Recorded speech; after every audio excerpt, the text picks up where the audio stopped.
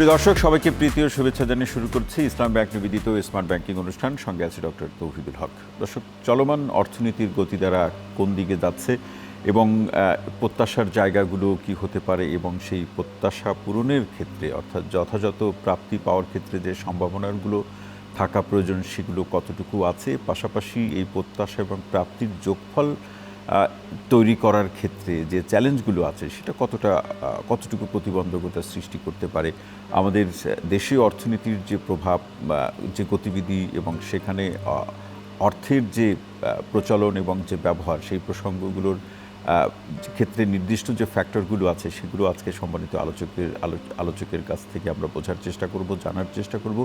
পাশাপাশি অর্থনীতির একটি অন্যতম শক্তি হিসাবে বিবেচ্য যেটি অর্থনীতিবিদ এবং আজকে সম্মানিত আলোচকও বলবেন যে দেশি বিদেশি বিনিয়োগের যে প্রসঙ্গ, সেই সম্ভাবনার জায়গাটুকু কতটুকু আছে, এই প্রসঙ্গগুলোকে সামনে রেখে আজ আমাদের আলোচনার বিষয় চলমান অর্থনীতি, প্রত্যাশা, সম্ভাবনা ও চ্যালেঞ্জ। এ বিষয়ে আলোচনা করার জন্য একজন সম্মানিত আলোচক আমাদের সঙ্গে স্টুডিওতে উপস্থিত আছেন। আমাদের সঙ্গে আছেন বাংলাদেশ ব্যাংকের সাবেক নির্বাহী পরিচালক গ্রেড অন এবং বর্তমানে তিনি Bangladesh institute of bank management BIM এর সম্মানিত মহাপরিচালক ডক্টর মোহাম্মদ এজাজুল ইসলাম। এজাজুল ইসলাম, আপনাকে অনুষ্ঠানে স্বাগত জানাচ্ছি। ধন্যবাদ।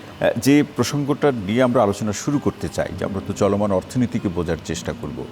এই মুহূর্তে বিএনপির সরকার গঠন করেছে, তারা 180 দিনের যে তাদের কাজ সেগুলো তারা ঘোষণা করেছে, এর মধ্যে অর্থনীতি সহ অন্যান্য প্রসঙ্গগুলো আছে। এই মুহূর্তে বাংলাদেশের যে আর্থিক অবস্থা এবং আমাদের যে সম্ভাবনার জায়গাগুলো, যে স্কোপগুলো আছে, তার সাথে তারা যে 180 দিনের পরিকল্পনা ঘোষণা করেছে, এটি কি যথাযথ কিনা আপনার দৃষ্টিতে? আসলে যখন নতুন সরকার গঠন হয়, যেহেতু এটা নির্বাচিত সরকার, তারা নির্বাচনে তাদের ম্যানিফেস্টো তারা চক আউট করেছেন এবং সেই অনুসারে তাদের নির্বাচনী যে ওয়াদা সেগুলো পূরণ করার জন্য তারা স্ক্রিন আউট করে সেটা ধাপে ধাপে তারা ইমপ্লিমেন্ট করবে। তো বর্তমানে অর্থনীতির যে চ্যালেঞ্জগুলো বা যে হালচাল যেটা আছে, প্রথমে যদি আমরা দেখি বিনিয়োগ পরিস্থিতি এবং অর্থনৈতিক যেটা গতি বলি আমরা, সেটা তো একদম মন্থর অবস্থায় হয়ে আছে দীর্ঘদিনের নানা কারণে। একটা তো হলো জুলাই আগস্টের পট পরিবর্তন, তারপরে ইন্টারিম গভর্নমেন্টের, এবং ইন্টারিম গভর্নমেন্ট তারা আসার পরে এই যে বিনিয়োগ পরিস্থিতি উন্নত করতে গিয়ে তারা যে সমস্ত রিফর্ম নিয়েছিলেন সেটা গতি খুব একটা পায়নি। কারণ হলো যে স্টেবল গভর্নমেন্ট ছাড়া বিনিয়োগ কিন্তু সহজে আসে না। বোধ ডোমেস্টিক হতে পারে বা FDI হতে পারে, বিদেশি বিনিয়োগ হতে পারে। যেহেতু পলিটিক্যাল গভর্নমেন্ট একটা স্টেবিলিটি, একটা ম্যান্ডেট নিয়ে এসেছে 5 বছরের জন্য, তো আশা করা হচ্ছে সামনে বিনিয়োগ এবং প্রাইভেট সেক্টর ক্রেডিট এবং অর্থনীতির যে যারা বিজনেস করে তাদের প্রত্যাশাটা তৈরি হচ্ছে এবং সামনে ভালো হবে। তো বর্তমানে যে অর্থনীতির যে যদি মোটা দাগে কয়েকটা জিনিস আমি যদি বলি, একটা হলো মূল্যস্ফীতি। দীর্ঘদিন ধরে মূল্যস্ফীতি নিয়ে আমরা ফাইট করতেছি, মূল্যস্ফীতি সহনীয় পর্যায়ে রাখার জন্য। বাংলাদেশ ব্যাংক মনিটারি পলিসি, মুদ্রানীতি এবং সরকার রাজস্ব নীতি নিয়ে চেষ্টা করা হয়েছে এবং মূল্যস্ফীতি কিন্তু 11.5 থেকে কমে 8.5-এ নেমেছে, কিন্তু এটা আরও প্রত্যাশার নিচে আসার কথা ছিল আমাদের, প্রায় অ্যারাউন্ড 5-6% আসেনি। তো যে কারণে আসেনি সেটা হলো অনেক ধরনের, এখন শোনা যাচ্ছে সাপ্লাই কনস্ট্রেন্ট, আস্থাহীনতা, নানা ধরনের আছে আর কি। এই একটা বড় চ্যালেঞ্জ। তবে এই নতুন গভর্নমেন্ট ক্ষমতা আসার পরে যে ফ্যামিলি কার্ড যে চালু করেছে, আমি মনে করি এটা ভালো উদ্যোগ, এবং তাতে যদি গরিব বা নিরীহ পরিবার পায় ফ্যামিলি কার্ডের মাধ্যমে, তাহলে এটা কিন্তু ভালো উপকার হবে। মানে যারা পাবেন বা প্রান্তিক পর্যায়ের পরিবারগুলো ভালো থাকবেন। এবং এই জায়গাতে আপনি অর্থনীতির হালচালের প্রসঙ্গগুলো বলছিলেন ডক্টর এজাজুল ইসলাম, তার সাথে বিনিয়োগের প্রসঙ্গ আমরা দেখলাম যে বিদেশি যে বিনিয়োগ, সেটা জায়গাটা তো একেবারে গত 18 মাসে আমরা কোনো অগ্রগতি দেখছি না। দেশীয় পর্যায়ের বিনিয়োগেও কিন্তু খুব উল্লেখযোগ্য সূচক বলার কোনো সুযোগ নেই। তো এই জায়গাতে দেশি বিনিয়োগ বলি অথবা বিদেশি বিনিয়োগ বলি, যে ধরনের প্রসঙ্গগুলোকে সামনে রেখে বিনিয়োগকারীরা বিনিয়োগ করেন, একটি নির্বাচিত সরকারের সময় তার সম্ভাবনা বা ইতিবাচক পরিবেশ থাকে। কিন্তু এই বিনিয়োগের ক্ষেত্রে বাংলাদেশে দীর্ঘদিন ধরে যে চ্যালেঞ্জগুলো আছে সেগুলো সমাধান করার ক্ষেত্রে সরকার কী ব্যবস্থা নিতে পারে? না, সরকার এখন ডোমেস্টিক বিনিয়োগ করার জন্য প্রথম যে আমাদের যে আর্থিক খাতের যে স্থিতিশীলতা, এটা এক নম্বর আনতে হবে। কারণ ব্যাংক খাত যদি শক্তিশালী না হয়, এবং ব্যাংকে দেখেন তার যে অবস্থা আছে, NPL 35%, মোর দেন 35%, এই যে ব্যাংক তার ফান্ডটাকে রোলিং করতে পারতেছে না, যার ফলে ইন্টারেস্ট রেট হাই। তো ইন্টারেস্ট রেট 12-এর উপরে ল্যান্ডিং রেট অন এভারেজ। তো এরকম পরিস্থিতিতে ডোমেস্টিক সাইটে কোনো বিনিয়োগকারী হাই কস্টে কিন্তু বিনিয়োগটা মানে ফলপ্রসূ হবে না। আচ্ছা, সুদের হারের সঙ্গে আরেকটা যেটা বড় মানে দরকার, যেটা আইন শৃঙ্খলা পরিস্থিতি স্টাবিলিটি, যেটা এই বিগত 18 মাসে আমরা দেখিনি খুব একটা আইন শৃঙ্খলা পরিস্থিতি উন্নত। কারণটা হলো মব কালচার, বিভিন্ন ধরনের অস্থিরতা, বিনিয়োগ পরিবেশ ছিল না আর কি, এবং বিনিয়োগকারীরা মানে ছিল, সংখ্যায় ছিল যে আমি বিনিয়োগ করে আমার এই প্রতিষ্ঠান থাকবে কিনা, কোন সময় মব তৈরি হবে। এটা যেহেতু এখন পলিটিক্যাল গভর্নমেন্ট আসছে, বিনিয়োগকারীরা এখন একটা স্টাবিলিটি, তারা political stability one of the component to investment. এর সঙ্গে বিদ্যুৎ, গ্যাস, ইনফ্রাস্ট্রাকচার এগুলো কিন্তু ইম্পর্টেন্ট ফ্যাক্টর আর কি। তো এগুলো যদি গভর্নমেন্ট ইনশোর করতে পারে, মানে উৎপাদন সংশ্লিষ্ট উপকরণ যেগুলো, হ্যাঁ যেগুলো, যেমন বিশেষ করে আপনাদের গ্যাসের একটা সংকট আমাদের আছে, বিদ্যুতের মানে একটা ডিমান্ড তৈরি হবে। এই যে ইলেকশনের পরে এখন এই যে রমজান মাসে প্রচুর ইলেকট্রিক ডিমান্ড হবে, গ্যাসের ডিমান্ড। এই কিছুদিন ধরে আমরা দেখলাম যে গ্যাসের অনেক সংকট। তো গ্যাসের সংকট রেখে, বিদ্যুতের সংকট রেখে কিন্তু বিনিয়োগ হবে না। যে আমাদের বিগত সময় আমাদের এক্সচেঞ্জ রেট অস্থিরতা ছিল, ইনফ্লেশন হাই ছিল, রিজার্ভ ছিল না। এখন রিজার্ভ একটা বিল্ড আপ হয়েছে আর কি, এবং আমাদের বহি খাতের যে স্থিতিশীলতা, ভালো রেমিটেন্স আসছে, এক্সপোর্ট মোটামুটি খারাপ না, ইম্পোর্টটা পিক আপ করা শুরু করছে। এই মুহূর্তে বাংলাদেশ ব্যাংক যে রিজার্ভ কিনে যে মোর দেন 35 বিলিয়ন রিজার্ভ করছে, এইটা কিন্তু একটা ভালো রেটিং দিবে বাংলাদেশকে আর কি, বিদেশি ফরেন বিনিয়োগের অলরেডি রেটিং এজেন্সি তারা কিন্তু একটা প্রতিবেদন তৈরি করছে বাংলাদেশের আউটলুকটা, যা বলছে যে বই খাতে মানে এবং পলিটিক্যাল স্টেবিলিটির কারণে ওরা একটা গুরুত্ব দিয়েছে আর কি, সামনে বিনিয়োগটা হবে এরকম একটা প্রত্যাশা তারা রাখছেন। ডক্টর এজাজুল ইসলাম, একটা প্রশ্ন রেখে বিরতিতে যাচ্ছি, বিরতি থেকে ফিরে এসে শুনবো আপনি ব্যাংকগুলোর যে অবস্থা কিংবা সেই সুশাসনের প্রসঙ্গগুলো বলছিলেন। আমরা ব্যাংক বলতে ব্যাংকই বুঝতে চাই, সবল এবং দুর্বল এই শ্রেণীকরণে আমরা যেতে চাই না। কিন্তু এই মুহূর্তে ব্যাংকগুলোকে যে অবস্থায় দেখছেন, তারা এই চলমান অর্থনীতিকে গতিশীল করার জন্য, সামনের দিকে এগিয়ে নিয়ে যাওয়ার জন্য কী ধরনের ভূমিকা পালন করতে পারবে বা তাদের সক্ষমতা কতটুকু আছে? যে কোনো অর্থনীতির জন্য ব্যাংক ব্যবস্থা যত ভালো হবে তত উন্নত হবে, গতি চাকা ফিরে পাবে। তো আমাদের ব্যাংকিং খাতটা যে কোনো কারণে হোক, নানা কারণে, ঐতিহাসিক কারণে হোক, গুড গভর্নেন্স অভাবের কারণে হোক, একটু দুর্বল হয়ে পড়েছে।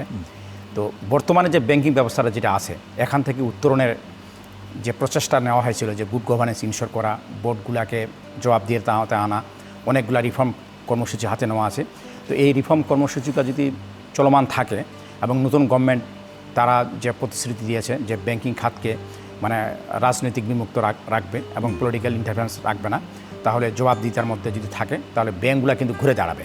এবং ব্যাংকগুলোর পরিচালনার যে পর্ষদ যেভাবে গঠন হয়েছে বা গঠনের আলোচনা আমরা শুনছি, এখানে আমরা একটা জানি আপনার দীর্ঘ অভিজ্ঞতা রয়েছে, যারা ব্যাংকের উদ্যোক্তা থাকেন, আমরা সাধারণত মালিক তো বলার সুযোগ নেই, উদ্যোক্তা থাকেন, তিনি অথবা তার পরিবারের অথবা তার ঘনিষ্ঠজনরা সিদ্ধান্ত প্রদানের ক্ষেত্রে একটা প্রভাব বিস্তার করে থাকেন।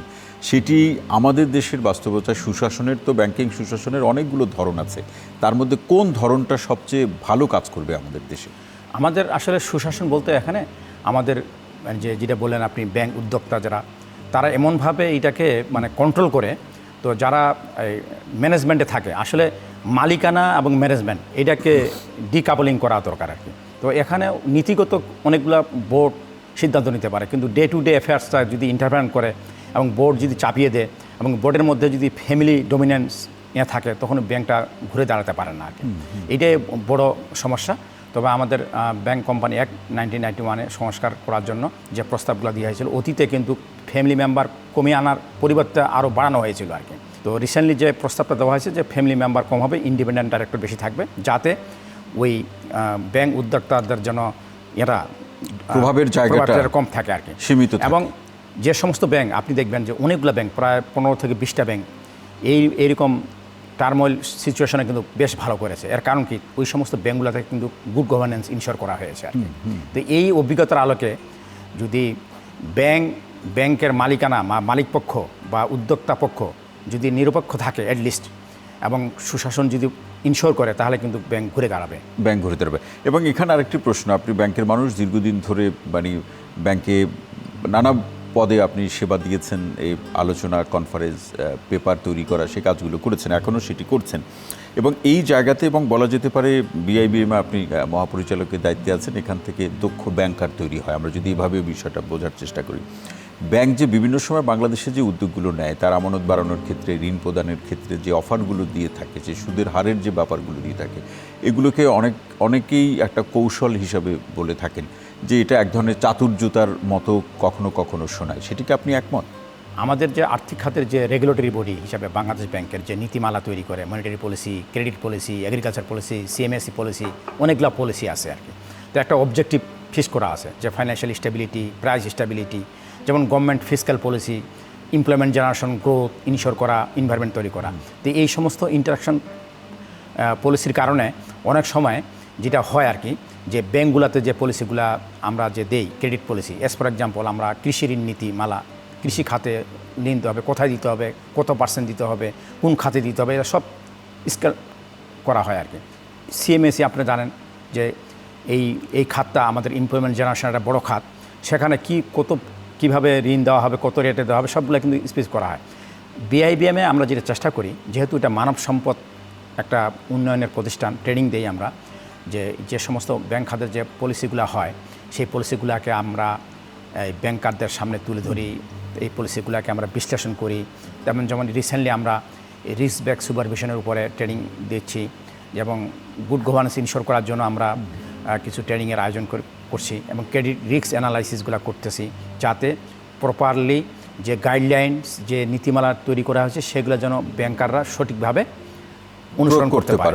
রিসেন্টলি আমরা ইদানিং ethics, good governance and financial crime, এই সমস্ত রিলেটেড জিনিসগুলো আমরা জোরদার দিয়েছি, যাতে এই সমস্ত ট্রেড বেস মানি লন্ডারিং, বিভিন্ন ধরনের যে উপকৌশলগুলো তৈরি হয় ব্যাংকিং খাতে, সেগুলোর কী কারণে হয়, ব্যাংকের কর্মকর্তাদের কতটুকু জবাবদিহিতা, ব্যাংক ম্যানেজমেন্টের কত জবাবদিহিতা, এগুলোকে আমরা কিন্তু দিই আর কি। এছাড়াও আমরা fiscal policy, monetary policy related, macro স্টেবিলিটির ক্ষেত্রে মোটা দাগে যে সমস্ত পলিসিগুলো তৈরি হয়, exchange rate policy, interest rate policy, মুদ্রানীতি, সবই উপরে কিন্তু আস্তে আস্তে আমরা কিন্তু ওয়ার্কশপ এবং শর্ট ট্রেনিং কোর্সের যে আলাপগুলো অথবা অফারগুলো, সেগুলো আপনারা রাখছেন। এবং একটি সচল বা গতিশীল অর্থনীতির জন্য এটা বলা হয় যে দেশীয় যে অর্থনীতির কাঠামো অনুযায়ী ব্যাংকিং লিটারেসি ডেভেলপ করা প্রয়োজন। এটি এখনও এই অভিযোগ আছে, আপনার কাছ থেকে শুনবো, আমি শুধু অভিযোগটাই আপনার কাছে তুলে ধরছি, যে এখনও গ্লোবালি যে কনসেপ্টগুলো আছে, যে লিটারেচারগুলো আছে, সেগুলোকেই অনুসরণ করে আমাদের এখানে ব্যাংকার তৈরি করা হচ্ছে। দেশীয় কনটেক্সটে যে টেক্সট বুক অথবা যে লিটারেচার, সেটা কি পর্যাপ্ত আছে? দর্শক, বিরতির পর আরও একবার স্বাগত জানাচ্ছি ইসলাম ব্যাংক নিবেদিত স্মার্ট ব্যাংকিং অনুষ্ঠানে। সঙ্গে আছে ডক্টর তৌহিদুল হক। আজকে সম্মানিত আলোচক ডক্টর এজাজুল ইসলামের সাথে চলমান অর্থনীতি, প্রত্যাশার প্রসঙ্গ, সম্ভাবনা যেগুলো আছে এবং কী কী চ্যালেঞ্জ আছে, সেই বিষয়গুলো নিয়ে আলোচনা। যে প্রশ্নটি ডক্টর এজাজ আপনার কাছে রেখে যাওয়া, যে আসলে আমাদের দেশীয় কনটেক্সটে ব্যাংকিং লিটারেচার কতটুকু তৈরি করা সম্ভব হয়েছে? আসলে আপনি ঠিকই বলছেন, আমাদের যে ব্যাংক খাত, যে লিটারেসি, ফাইন্যান্সিয়াল লিটারেসি, বা আমাদের ব্যাংকের যে সার্ভিস সেবা, ঋণ, ডিপোজিট, পেমেন্ট সিস্টেম, ইন্স্যুরেন্স এবং মাইক্রো ক্রেডিট, সব কিছু যদি আপনি মোটা দাগে কম্পেয়ার করেন পিয়ার কান্ট্রির তুলনায়, আমরা কিন্তু খুব একটা বেশি দূর এগোতে পারিনি। তো এগোতে পারেনি নানা কারণে। আমাদের বাংলাদেশের যে কনটেক্সট, আমাদের কিন্তু এই যে সমস্ত এই ফাইন্যান্সিয়াল ইনক্লুশন, ফাইন্যান্সিয়াল লিটারেসি, অনেক কিছু আমরা প্রোগ্রাম হাতে নিয়েছি আর কি। কিন্তু আসলে ঘুরে ফিরে আমরা যেটা দেখলাম আমাদের অভিজ্ঞতার আলোকে, যে গুড গভর্নেন্স একটা বড় ইস্যু হয়ে দাঁড়াইছে এখানে, এবং পলিটিক্যাল ইন্টারফেয়ারেন্স, এবং এখানে যারা যে সমস্ত ব্যাংক, আর্থিক প্রতিষ্ঠান, ইন্স্যুরেন্স কোম্পানি যারা সেবা দেয়, তাদের ভিতরে একটা অস্বচ্ছতার অভাব রয়ে গেছে আর কি। গ্লোবাল আর্থিক খাত, ফাইন্যান্সিয়াল লিটারেসি গ্লোবাল স্ট্যান্ডার্ড তুলনায় আমরা অনেক পিছনে আছি, এটা সত্য। তো আমাদের সামনে আমি আহ্বান করব আমাদের এই নীতি নির্ধারক এবং যারা সংশ্লিষ্ট খাত, বিশেষ করে নতুন গভর্নমেন্ট আসছে, এবং এই গভর্নমেন্টের কাছে আমার আকুল আবেদন থাকবে যে আমরা যেন মিনিমাম পলিটিক্যাল ইন্টারফারেন্স করি, এবং গ্লোবাল স্ট্যান্ডার্ড যেটা করার জন্য, যে আর্থিক খাতে যে সেবাটা মানুষ যেন গোড়দোড়া পৌঁছে দেওয়ার জন্য যেটা করার দরকার, সেটার জন্য আমরা করতে পারি স্বাধীনভাবে। এবং ফাইন্যান্সিয়াল ইনক্লুশন বলেন, ডিজিটাল ফাইন্যান্স বলেন, ক্যাশলেস সোসাইটি বলেন, সবগুলো কিন্তু আসলে আলটিমেটলি কিন্তু গুড গভর্নেন্সের সঙ্গে জড়িত, এবং মিনিমাম একটা পলিটিক্যাল ইন্টারফারেন্স দরকার, না হলে কিন্তু আমরা গ্লোবালি আমরা মানে এগোতে পারবো না আর কি। এজাজুল ইসলাম চমৎকারই বলেছেন। এবং সেই সাথে আমরা যদি সাউথ এশিয়ার প্রসঙ্গেও আমরা দেখি, আমরা খুব একটা বেশি যে ভালো অবস্থানে আছি তা না, কিন্তু আমরা আরও ভালো অবস্থানে যেতে চাই, সেই প্রচেষ্টাগুলো আছে। এই জায়গাতে আমরা এই পর্যায়ে আপনার কাছে আমার প্রশ্নটি হচ্ছে যে প্রান্তিক পর্যায়ের মানুষ কিন্তু অর্থনীতি বলতে বুঝে সে আয় দিয়ে ব্যয় নির্বাহ করতে পারবে কিনা, এই প্রশ্নে রমজান আসলে আমাদের এখানে নিত্যপণ্যের দাম বাড়ে। কিন্তু বর্তমান সরকার একেবারে শুরুর দিন থেকেই বলেছে যে যাতে মানুষের ক্রয় সীমার মধ্যে থাকে, সেটা কতটা দেখছেন? তো এইটা একটা ভালো দিক যে আমরা এখন পর্যন্ত এই যে এক সপ্তাহ রমজান গেল, কয়েকটা পণ্য ছাড়া সব পণ্যের কিন্তু দাম স্থিতিশীল আছে আর কি। বিশেষ করে রাইস, ডাল, চাল, তারপরে ডাল, পেঁয়াজ, আলু তো আসলে সিজনাল কারণে অনেক দাম কম। ভেজিটেবল শুধু লেবু বা কয়েকটা আইটেম ছাড়া মোটামুটি আছে, এবং খেজুর, ফল, ফ্রুটস সবের দাম কম আছে। আমি নিজেও বাজার যাই, দেখি। এটা ভালো দিক। এটা যদি ইনশোর করতে পারে তাহলে সাধারণ মানুষ তার বেনিফিটটা পাবে। তবে এইটার আরেকটা দিক আছে আর কি, আমাদের দীর্ঘদিন ধরে আমাদের ইম্পোর্ট পলিসিতে কিছু দুর্বলতা আছে। সাপ্লাই সাইড কনস্ট্রেন্ট যেটা বলি আমরা, আমাদের বাণিজ্য মন্ত্রণালয় যে সমস্ত পলিসি করে কমোডিটি বেসিসে, কখনো ইম্পোর্ট অ্যালাউ করে, কখনো বন্ধ করে, এগুলার কারণে কিন্তু আমাদের অনেক সময় সাপ্লাই কনস্ট্রেন্ট অনেক সমস্যা হয় আর কি। এবং তারা এটা পলিসিটা করে অনেক সময় ফার্মারদেরকে পলিসি সাপোর্ট দেওয়ার জন্য করে, কিন্তু এটা ম্যাচিং হয় না আর কি। বাই দিস টাইম যখন সাপ্লাই আর ডিমান্ডের নিত্যপণ্যের গ্যাপ তৈরি হয়, তখনই কিন্তু বিজনেস এক ধরনের কমিউনিটি তারা সুযোগ সন্ধান হয়ে তারা দামটা বাড়িয়ে দেয় আর কি। তো বর্তমান গভর্নমেন্টের এই যে এক সপ্তাহ আমরা দেখলাম, দু একটা পণ্য ছাড়া মোটামুটি সব পণ্যের একটা স্থিতিশীলতা আছে, এটা একটা ভালো দিক। আমদানির প্রসঙ্গ বলছিলাম, আমদানি করার ক্ষেত্রে যে চেইনটা আছে, যে প্রসেসগুলো অবলম্বন করতে হয়, সেটা কি কতটুকু পরিবর্তন করা প্রয়োজন? এটা পরিবর্তন দরকার। আপনি দেখেন, আমি একটা উদাহরণ দিই আপনাকে। আমাদের যে মধ্যপ্রাচ্যে, সেখানে কিন্তু কোনো ফসল হয় না, এটা বালু। তাদের ট্রেড বেস পলিসির কারণে কিন্তু তাদের সারা বছরে কোনো জিনিসপত্রের দাম খুব একটা আপ অ্যান্ড ডাউন হয় না, খুব বেশি বাড়েন এবং অভাবও হয় না। অভাব হয় না। এর কারণটা কি, তাদের ট্রেড পলিসিটা এমনভাবে সাজানো হয়েছে যে তারা জানে যে আমাদের কোন কোন পণ্য এখানে হয় না, কী কী সারা বছর কী ডিমান্ড আছে, সেগুলো তারা করে। ঠিক অনুরূপভাবে আমাদের দেশে এটা করা দরকার আমি মনে করি। আপনি বিদ্যুৎ বলেন, আপনি গ্যাস বলেন, আপনি তেল বলেন, আপনি আমাদের নিত্যপণ্যর জিনিসগুলো যেগুলো আমাদের এসেনশিয়াল আইটেম, গরিব মানুষ যেগুলো ব্যবহার করে, সেগুলো সব আমাদের জানা। তো সেই জিনিসগুলোর কতটুকু প্রোডাকশন হবে, কতটুকু আমাদের হবে, হ্যাঁ কিছু সিজনালিটি ফ্যাক্টর আছে, সেইগুলো নিয়ে আসে বাণিজ্য মন্ত্রণালয়, বাংলাদেশ ব্যাংক এবং যে সংশ্লিষ্ট খাতগুলো আছে, এটা একটা রূপরেখা তৈরি করতে পারে, যাতে সারা বছর একটা মধ্যম মেয়াদি একটা পরিকল্পনা নিতে পারে, মানে একটা সব সময় যাতে একটা রোডম্যাপ থাকে, এবং সাপ্লাই চেনে যেন কোনো স্মুথ থাকে আর কি, যেন ডিস্টার্ব না হয়। অল্প কিছু হইতে পারে বন্যা করার জন্য, কিন্তু একটা সাপ্লাই চেনের মধ্যে ব্যাপকভাবে যাতে কোনো ধরনের ঘাটতি তৈরি না হয়, ঘাটতি না তৈরি করতে হয়, না হতে পারে, সেই জিনিসটার একটা পরিকল্পনা নেওয়া দরকার এখন এই সরকার যেহেতু নতুন। এবং এই সাথে যেটা আপনারা বলে থাকেন যে দেশীয় পর্যায়ে উৎপাদনও বাড়াতে হবে, সেই দেশীয় পর্যায়ে উৎপাদন বাড়াতে হলে বিনিয়োগের, ব্যাংক ঋণের প্রসঙ্গগুলো তো আছে, পাশাপাশি সদিচ্ছার একটা প্রসঙ্গ আছে। আমাদের যারা এই উৎপাদক শ্রেণী বলি অথবা বিনিয়োগ শ্রেণী বলি, দেশীয় পর্যায়ে উৎপাদন বাড়ানোর মতো যে মানসিকতা থাকা প্রয়োজন, অর্থনীতির দৃষ্টিতে বিচার করলে কি সেটি দেখতে পান? না, আসলে এখানে দেখেন, আপনি একটা ভালো পয়েন্ট তুলেছেন। এখানে আমরা যারা উদ্যোক্তা, তাদের যদি সাক্ষাৎকার নেন, তারা দেখবেন যে আমরা পণ্য উৎপাদন করে আমরা ন্যায্য মূল্য পাচ্ছি না এবং প্রফিট করতে পারছি না। আর আমরা যারা আরবান এরিয়া বাস করি, ঢাকা শহরে, আমরা বলছি যে আমরা অধিক দামে পণ্য ক্রয় করতেছি। এই যে গ্যাপটা, এটা হওয়া উচিত না। তাহলে একটা বিনিয়োগকারী বা একটা এন্টারপ্রেনার, সে তার অর্থ ইনভেস্টমেন্ট করবে, সে পরিমাণ যদি প্রফিট না করতে পারে, তাহলে তো সে বিনিয়োগ করবে না। এই জন্য প্রাইস কিন্তু একটু আপওয়ার্ড ট্রেন্ড থাকা দরকার, বা না হলে তো প্রফিট না হলে সে করবে না। আর এমনভাবে কনজিউমারের দিক থেকে আবার যদি বেশি দামে হয়, আবার ইনফ্লেশন হবে আর কি। তো এই সমস্যাটার কারণে উৎপাদক থেকে কনজিউমার পর্যন্ত একটা স্মুথ চেইনিং একটা ফ্যাক্টর থাকতে হবে, যাতে অ্যাবনর্মালি প্রফিট কেউ না করতে পারে আর কি। মানে মাঝখানে যাতে কোনো সুবিধাভোগী চক্র গড়ে না ওঠে, যাতে গড়ে না ওঠে এবং তারা যাতে নিয়ন্ত্রণ করতে না পারে। চমৎকার বিশ্লেষণ ডক্টর এজাজুল ইসলাম, আপনাকে অসংখ্য ধন্যবাদ আজকের আলোচনা আমাদের সময় দেওয়ার। ধন্যবাদ, আপনাকে ধন্যবাদ। জি দর্শক, আজকের মতো ইসলাম ব্যাংক নিবেদিত স্মার্ট ব্যাংকিং অনুষ্ঠানটি এখানে শেষ করছি। সবাই ভালো থাকুন, সুস্থ থাকুন, নিরাপদে থাকুন। সঙ্গে থাকার জন্য অসংখ্য ধন্যবাদ।